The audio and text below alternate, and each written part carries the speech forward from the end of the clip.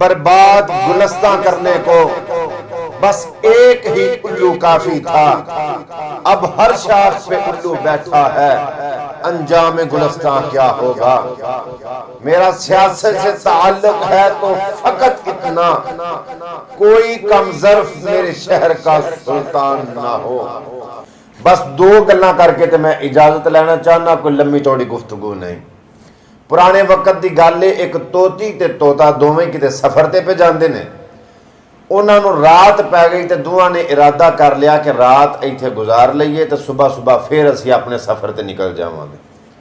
जिथे वो रात गुजारन लगे ना, वो एक उजड़िया होया बाग सी।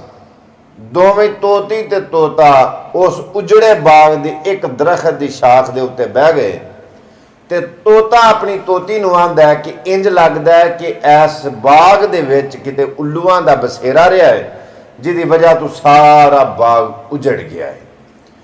अजे आपस दे विच इह गल करदे ने पे कि इतफाकन अचानक उधरों दी एक उल्लू दा गुजर होया। उल्लू आखन लगा तुसीं दोवें इत्थे बैठे हो, लगदा कोई परदेसी हो ते मेरा दिल करदा है तुसीं दोवें ही मेरे घर आओ, रात मेरे घर गुजारो, मेरे मेहमान बनो, खिदमत का मौका दो तो सवेरे तुसां जिथे जाना होया टुर जाए। उन्हां दोवां तोती ते तोते ने उल्लू की दावत कबूल कर लई।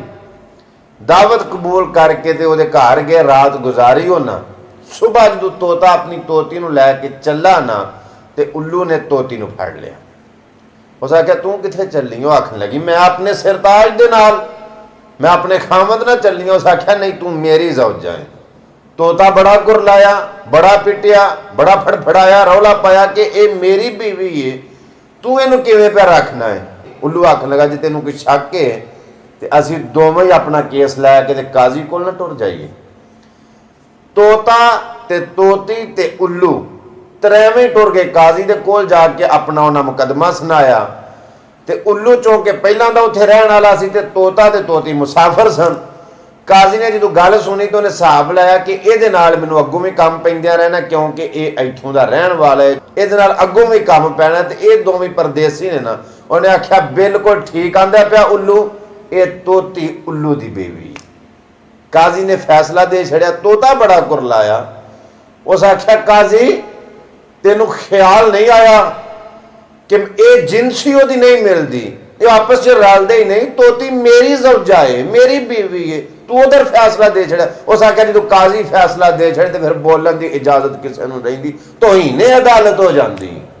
खैर तोता कुरलान लग पिया, रोन लग पिया। दिल तो ना करे सू थोड़ा जिहा परा होया ना तो उल्लू आखन लगा रो ना ते अपनी तोती लै जा।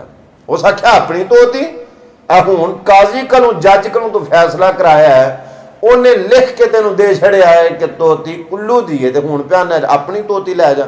उस आख्या बस तेनों मैं यह गल दसना चाहना सा, शाख दे उत्ते बह के ते अपनी बीवी नूं तोती नूं तू ये पिया आंदा सैं कि ऐस बाग दे विच लगदा कि उल्लूआं दा बसेरा रहा तां बाग उजड़ गया। ऐसी कोई गल नहीं, सिर्फ तेनों ये सबूत दिता है कि उल्लूआं दी वजह तो बाग नहीं उजड़दा। जिथे जज ते काजी ना इंसाफी करन, भावें वो बाग होवे ते भावें वो मुल्क होवे, भावें कोई भी वो जगह होवे, वो तबाह बर्बाद हो जाती।